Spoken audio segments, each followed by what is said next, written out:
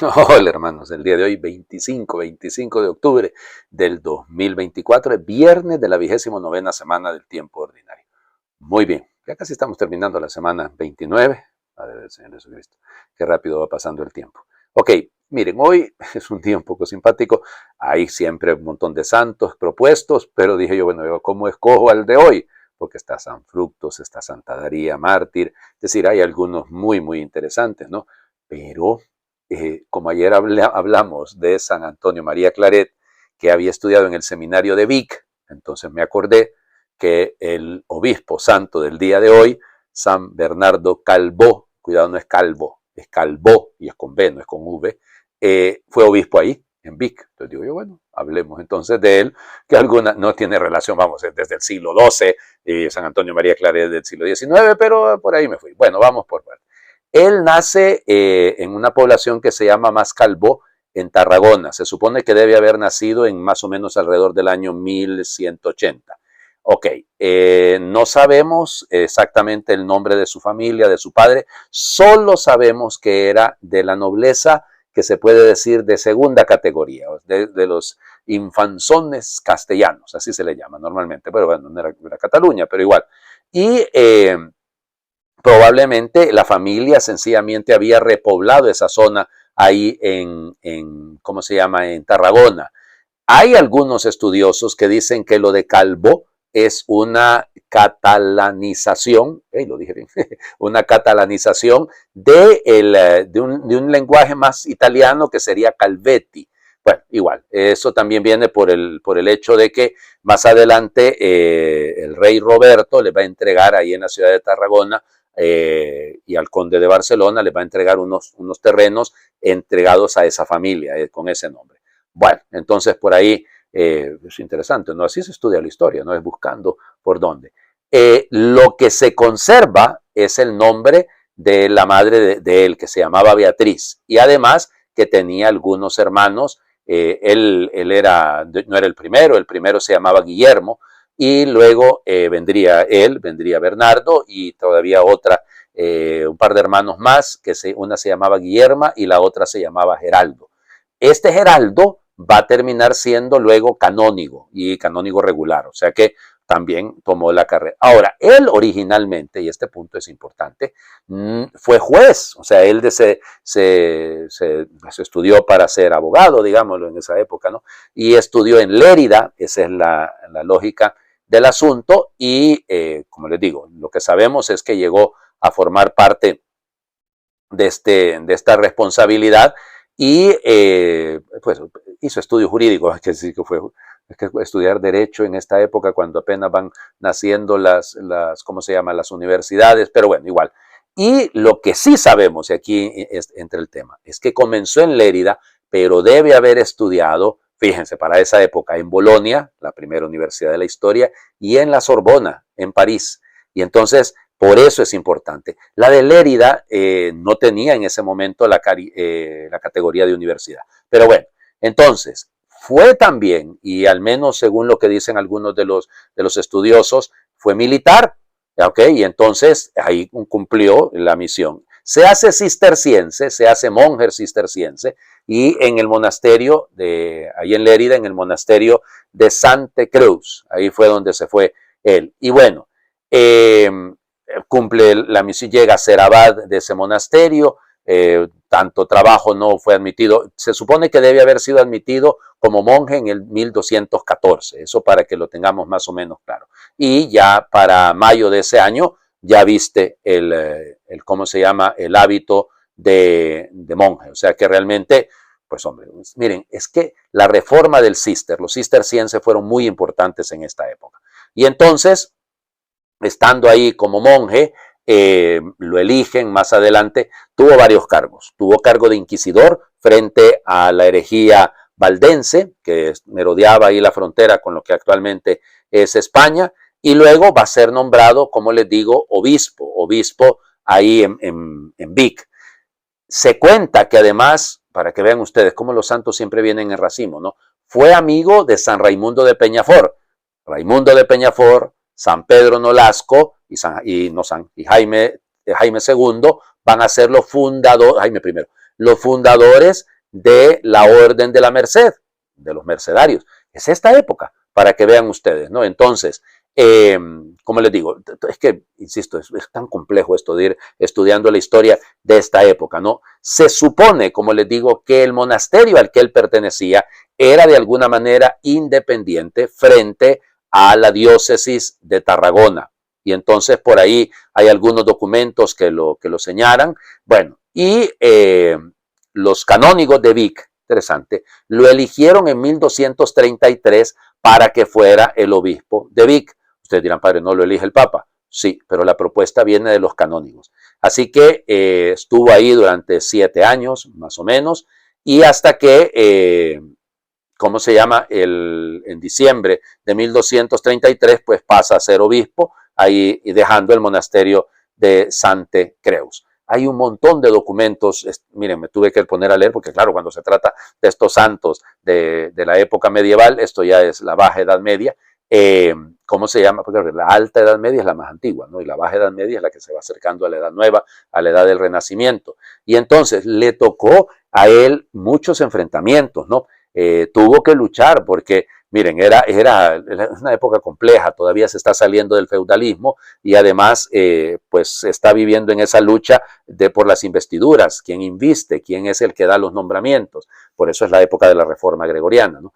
Y, como les digo, va a tener que luchar contra un montón para defender los derechos de la Iglesia.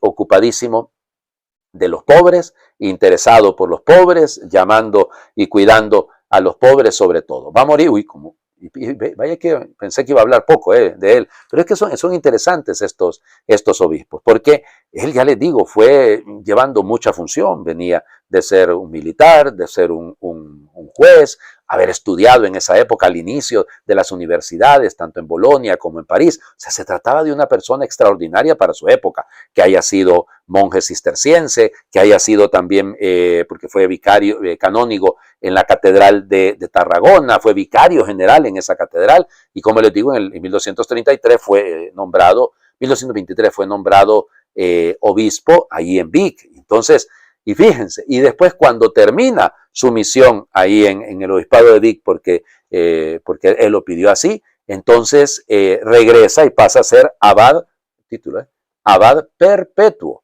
en el monasterio de Sante Creus. Bueno, igual, ya les digo, podemos aquí pasarnos un buen rato hablando de estos santos interesantes, que ya les digo, me encontré un montón de documentos, entonces por eso, va a morir un 26 de octubre de 1243. Luego fue beatificado por el Papa Alejandro IV, más o menos unos cuantos años, 17 años después de su muerte, 1260. Tenía fama de santidad, sin duda. Y fue canonizado, eso sí, un poquitito más tarde, en 1710 por el Papa Clemente IX.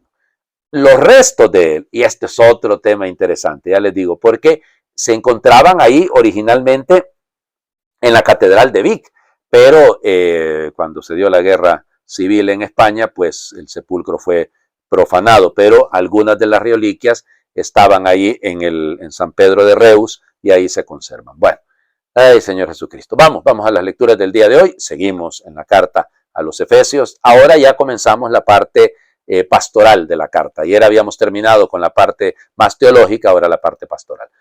Efesios capítulo 4, versículos del 1 al 6. Hermanos, yo, Pablo, prisionero por la causa del Señor, los exhorto a que lleven una vida digna del llamamiento que han recibido. Sean siempre humildes y amables, sean comprensivos y sopórtense mutuamente con amor y esfuércense en mantenerse unidos en el espíritu con el vínculo de la paz, porque no hay más que un solo cuerpo y un solo espíritu, como también una sola es la esperanza del llamamiento que ustedes han recibido, un solo Señor, una sola fe, un solo bautismo, un solo Dios y Padre de todos, que reina sobre todos, actúa a través de todos y vive en todos. Palabra de Dios. Te alabamos, Señor. Bueno. Entonces ya dijimos que los primeros 4 capítulos han sido más, los primeros 3 capítulos, perdón, han sido más teológicos. El cuarto, el quinto y el sexto son un poquito más pastorales. Entonces fíjense bien, pareciera como que Pablo se vuelve a presentar, ya lo notaron, yo, Pablo, prisionero por Cristo. O sea, como que Pablo quiere subrayar el hecho de su situación, ¿no? Y entonces, detenido en Roma, muy probablemente, pues él ha hecho una exposición bella sobre la cristología y ahora entonces la relación de Cristo con su iglesia, pues, y ahora esta parte es un poco más práctica. Por eso, aunque suene un poquito extraño, es un poco más moral, ¿ok? Por eso nos pide que andemos según la vocación a la que hemos sido llamados, el llamamiento que hemos recibido. O sea, y la primera vocación, la primera vocación es la vida, somos llamados a la vida, somos llamados a formar parte de la iglesia.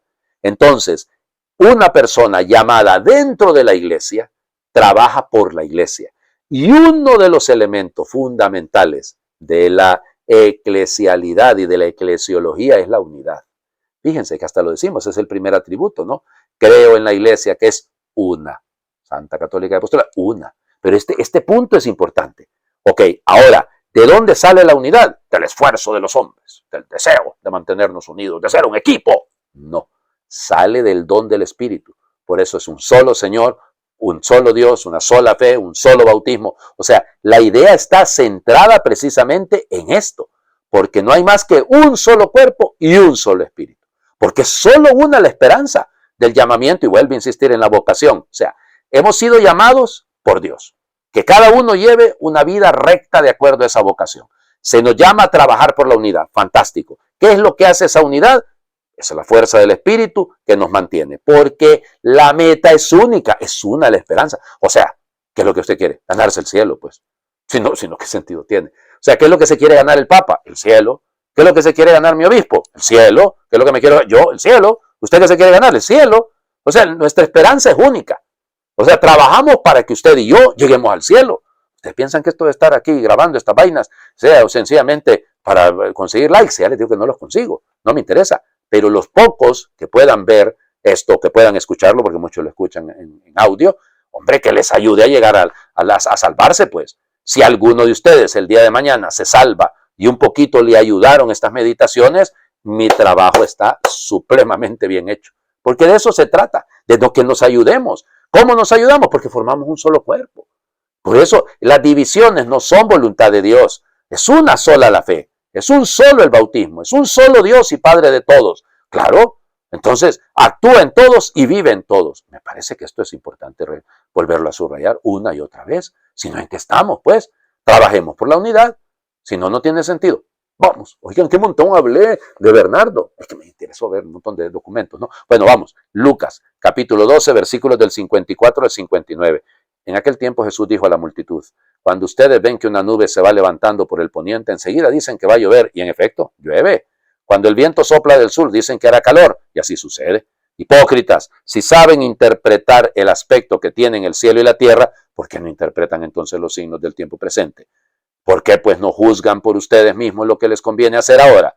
Cuando vayas con tu adversario a presentarte ante la autoridad, haz todo lo posible por llegar a un acuerdo con él en el camino, para que no te lleve ante el juez. El juez te entrega a la policía y la policía te mete en la cárcel. Yo te aseguro que no saldrás de ahí hasta que pagues el último centavo. Palabra del Señor. Gloria a ti, Señor Jesús. Bueno, es simpático, ¿no?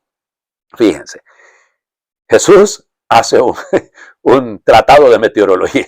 Es decir, miran una nube en el horizonte, en el poniente, dice, va a llover. Si sopla del sur, claro, viniendo del desierto del Arabá, va a hacer calor. Eso es normal. Ahora, entonces, si somos capaces de intuir eso, de sentir eso, aquí en mi país, eso es, hay que estar pendiente muchísimo. El Caribe, ¿no? Los huracanes, los daños que hacen, las tormentas tropicales, ya ven todo lo que han hecho estos huracanes en últimos de este año, terribles, ¿no? Terribles, y a cuál más grande. Ese Milton fue terrible en la Florida, pero igual nos pasan las lluvias en estos lugares, los huracanes en Centroamérica, muy, muy dañinos, muy, muy destructores. Bueno, entonces, sí, pero si nosotros vemos eso, ok, si usted sabe que nosotros estamos en octubre generalmente son lluvias, es la época lluviosa, es la época de los huracanes. Entonces, no se va a poner usted a reparar el techo, o bueno, como decimos aquí, ¿no? Yo tengo en uno de los sectores de la parroquia, estamos tratando de pavimentar una zona para hacerlo estacionamiento, ¿no? Pero no lo vamos a hacer ahorita, está lloviendo, oiga. No le vamos a poner a hacer eso cuando llueve, pues. Bueno, es tener lógica, ¿no? Es tener criterio, es tener sentido común. Ajá, ¿y por qué cuando cuando tocan las cosas de Dios, las cosas de importancia, no lo hacemos? No seguimos el mismo criterio. Y luego lo que sigue, ¿no? Si sabemos leer, como decía, ¿se acuerdan? La Gaudium et Spes, los signos de los tiempos. Que sepamos leer los signos de los tiempos para precisamente optar. Y una cosa que tenemos que saber percibir es la fraternidad. Hay que cuidar nuestras relaciones. Y por eso esta parábola tan bella esta llamada de atención que huele al sermón de la montaña, ¿no? Pero en la versión de Mateo, claro, cuando vas de camino, arréglate con tu adversario para que no te entreguen al juez, al policía, y no termines en la cárcel. Miren, en la vida tenemos que aprender a vivirla sin tanto problema, sin tanta pelea, sin tanta... a veces, hombre, desperdiciamos tanto tiempo, tanta energía en lo que no vale la pena. Por el tiempo, les invito a hacer oración. Desde todos los rincones me está llamando tu voz. Siento tu mirada en muchos ojos que me miran. Oigo tu palabra en muchas voces que me gritan. Y en aquellos que me necesitan veo tu mano extendida. Eres tú quien me pregunta cuando veo ese niño hambriento o esa madre extenuada con su hijo a la espalda. Sé de muchos hombres que no oyen tu evangelio y de otros que malviven en chabolas malolientes y de muchos más que roban para poder seguir viviendo. Y todos ellos me gritan en silencio que no viva tan tranquilo. ¿Qué puedo hacer yo? Esos niños que juegan en el barro porque no hay sitio para ellos en la escuela, y ese hombre sin ganas de vivir porque no encuentra sentido a su vida, y tantos que sufren en las cárceles, y los que libres no tienen libertad porque otros les niegan la palabra, pero también en todos ellos y desde todos los rincones de la tierra me está llamando tu voz. Amén. Hay que saber leer los signos de los tiempos, de eso se trata, estar atentos que Dios nos está hablando. El Señor esté con ustedes y les bendiga a Dios por intercesión de San Bernardo Calvo, el que es Padre, Hijo y Espíritu Santo, y su bendición descienda, les acompañe siempre. Muy feliz viernes para todos.